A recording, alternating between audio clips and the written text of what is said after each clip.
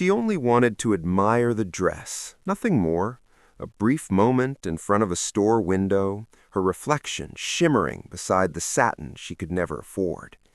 But before she could step away, one misunderstanding turned into humiliation, suspicion, and fear. The whispers, the stares, the unspoken accusation, they spread faster than she could breathe.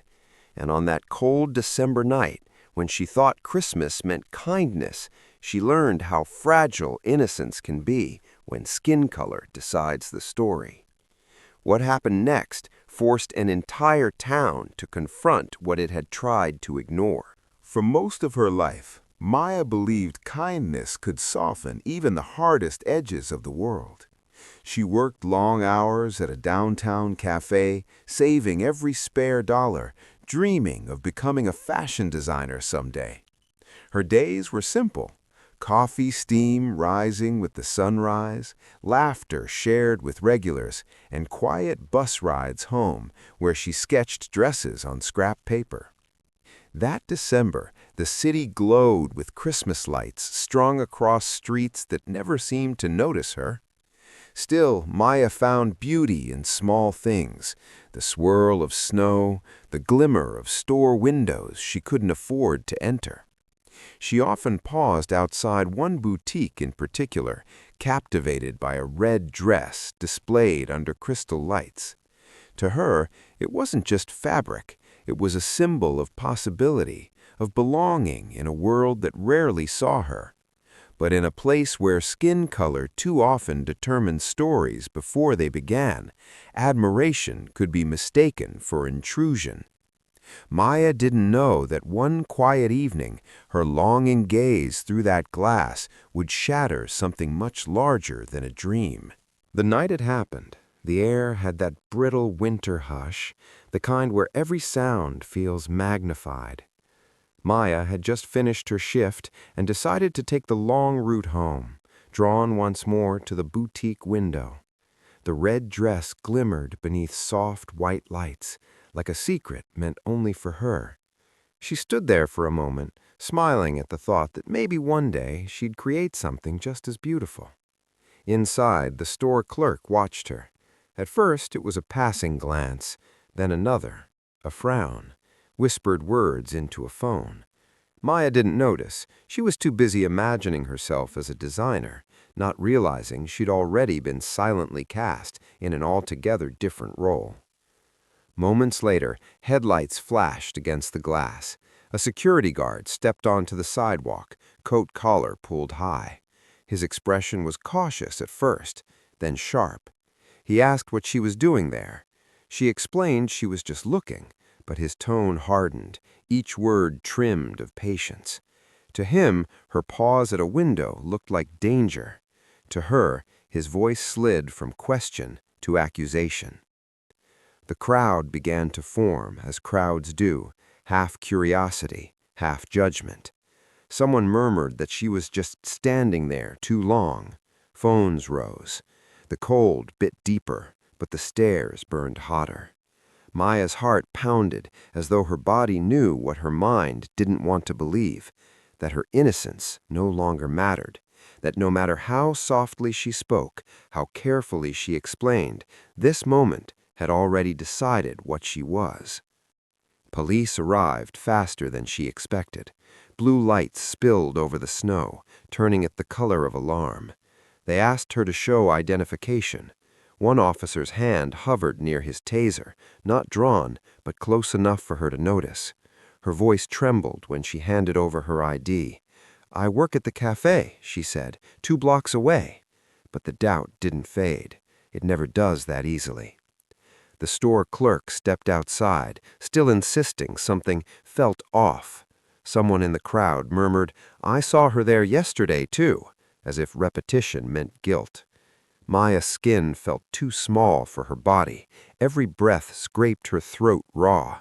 She wasn't arrested, but she wasn't believed either. The officers finally told her to leave, their tone laced with that soft dismissal reserved for those they've already judged. She walked home without lifting her head. Behind her, the crowd dissolved into chatter, as if nothing had happened. But something had. Not a single person stepped forward, not one voice questioned why admiration had become suspicion, why standing still in wonder could look like a threat. And as snow fell heavier, blanketing the city in quiet, Maya realized that silence could feel louder than any accusation. Because that night, it wasn't the shouting or the flashing lights that stayed with her. It was the certainty that tomorrow she'd pass that same window and see her reflection differently, knowing the world saw her differently too. The next morning, the story was everywhere, but not the truth. A photo had circulated online. Maya standing outside the boutique beneath the glow of Christmas lights, her face caught mid-expression. No caption explained she'd simply stopped to admire a dress. The post read only, "Caught trying to break in." Within hours, it spread like wildfire. Comments turned cruel. Strangers dissected her expression, her hoodie, her skin, until her humanity was erased pixel by pixel. By the time Maya walked into work, whispers followed her. The manager's eyes darted away. A customer she served every morning refused her coffee with a quiet shake of the head. It wasn't what anyone said, it was the distance they placed between her and their comfort, as if racism were contagious. She tried to defend herself online, typing explanations through trembling hands, but her words drowned beneath a flood of mockery and doubt. The boutique released a statement about security procedures taken seriously. The police called it a misunderstanding. No one said apology. No one said her name. That night, Maya sat on her narrow bed, phone screen glowing with 1,000 tiny judgments. She thought about that red dress again, how beautiful it had looked, how much hope she'd once seen in it. Now it stared back at her from those photos like the evidence of a crime she never committed. Outside, Christmas carols drifted faintly through the street. Children laughed somewhere in the distance. Maya pressed her palms against her eyes, wishing the sound could reach the place where shame and exhaustion had taken root. In her world, innocence had no proof, and belief required a lighter shade of skin. When she finally stepped outside, the wind sliced through her coat. The city lights blurred, and in them she saw how easily a dream could turn into a warning. That was the moment Maya stopped hoping to be seen and started realizing she might have to make them look. Weeks passed before the noise faded. Posts were deleted, headlines moved on, and the city found new stories to devour. But Maya remained there, living in the quiet aftermath, carrying the invisible bruise of a moment that had rewritten how the world saw her. Some apologized in private, just enough to ease their own guilt, not hers. Others said she should be thankful things hadn't gone worse. She stopped walking past the boutique. The red dress stayed in the window for weeks, unsold, a haunting reminder of everything she'd lost in a single look. But silence couldn't heal what it hid, and Maya refused to become another vanished headline. So she began to speak, to write, post, and tell her story in spaces where her voice could no longer be deleted. People listened, some for the first time. Her words traveled farther than she expected.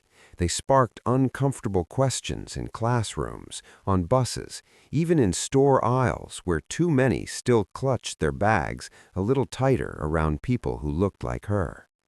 Change didn't come overnight, but it started quietly, like the first heartbeat after fear.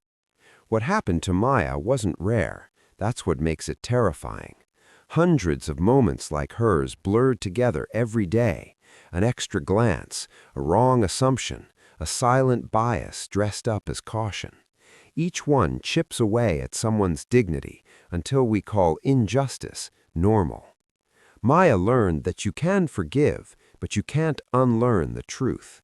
And the truth is this: progress only begins when comfort ends, when bystanders stop being silent, and compassion is measured not by pity, but by persistence. So the question lingers, colder than winter air, how many more Mayas must be humiliated, dismissed, or feared before not my problem finally becomes never again?